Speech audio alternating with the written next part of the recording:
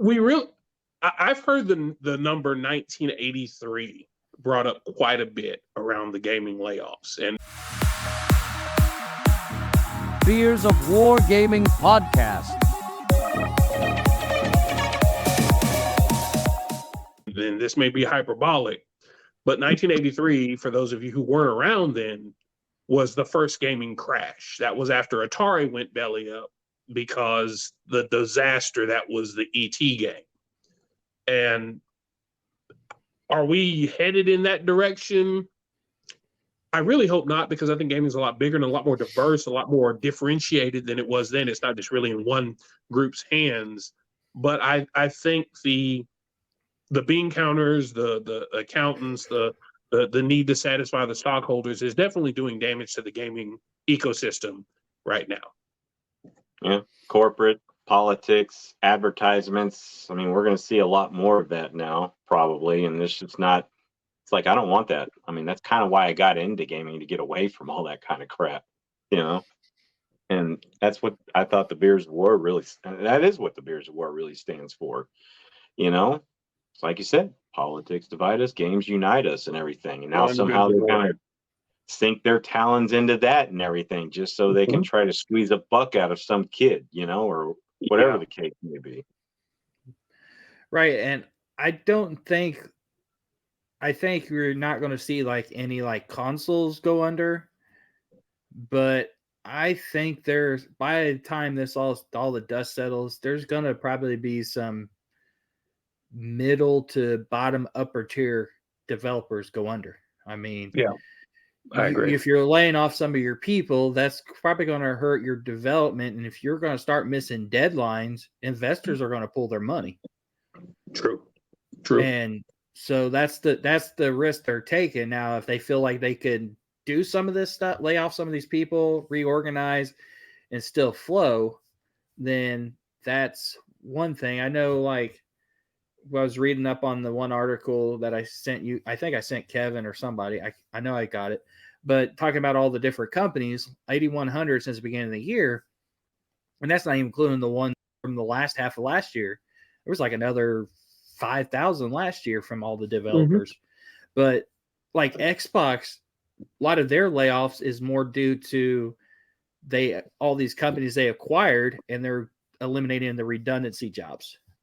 So the Activision, the people at Microsoft and the people at Activision are doing the same job. You only need one or two people.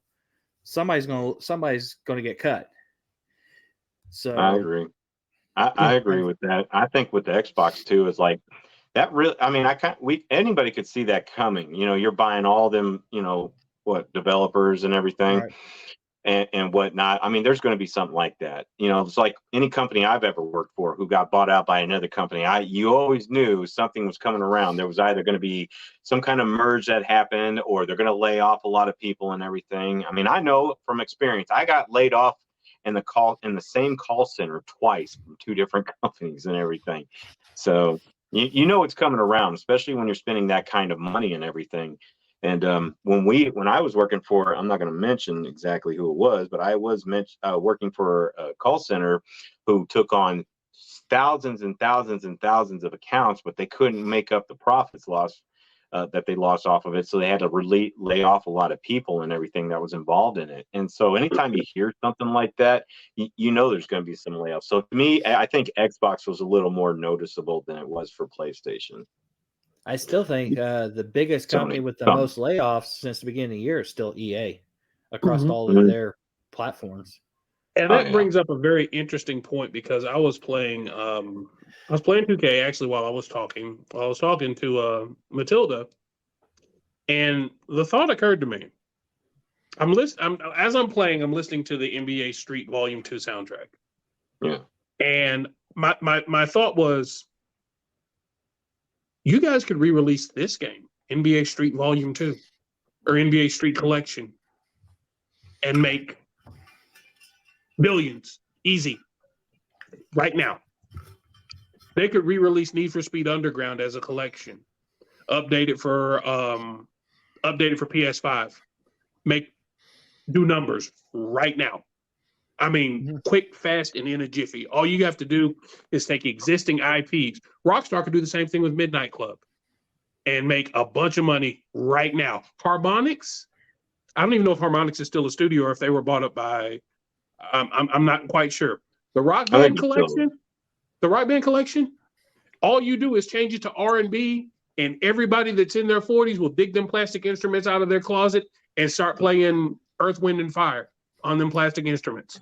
I think the only issue with that, though, is all of these musicians are selling their catalogs, and it probably making them selling their catalogs, so it's making it more expensive for these like games to go out and buy catalogs to put in. But it belies a greater point is that a lot of these companies are sitting on IP that they've developed, that they put a lot of time and money and effort and history into developing.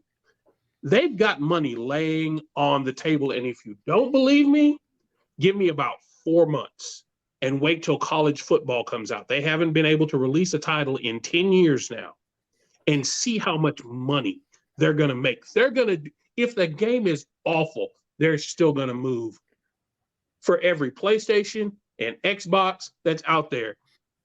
They're going to make a ridiculous amount of money. They're going to do GTA numbers with college football.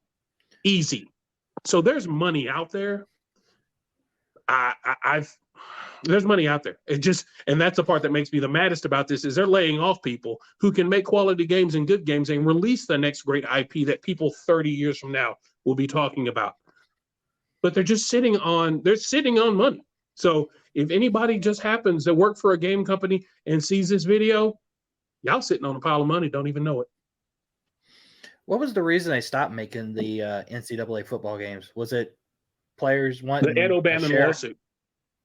It was the Ed O'Bannon lawsuit. Ed O'Bannon, if you didn't, was a basketball player for UCLA, and he was watching his kids or his nephew play a game that his image and likeness was in. Ed was a power forward, wore number 31. He was real skinny, about 6'11" or something like that. And he sees this guy that's number 31 on UCLA, that's 6'11", skinny, bald headed, and he's like, "That's me. How come I'm not making money off this?" And that started the entire name, image, and likeness lawsuit that went on for, and we're talking about this is 10 years. Once it got to the courts that you can pay the players, they shut the video game licensing down. And we're just now, probably 3 years ago, getting to the point where name, image, and likeness is now valuable to the individual player that's out there on the field every Saturday and Sunday or Saturday in college football and all through the week in college basketball and other sports. Yeah. So it all started with a video game. I saw that with the new football game that's coming out. I think every player that opts in gets $600 and a copy of the game. Yep. And a copy of the game. Is this going to lead back to March Madness being released again? Probably. It's going to be re-released. And the funny thing about all of this, and this is because you look at how this thing snowballs, and I know this isn't necessarily video game related, everything from conference realignment to the transfer portal, all of these things that are impacting college sports right now, all started with Ed O'Bannon watching his kid or his nephew playing a video game going, "That looks like me. How come I'm not making money off of it?" All of that stuff. And it just snowballed into this giant avalanche that really is threatening the existence of the NCAA. Fears of War Gaming Podcast.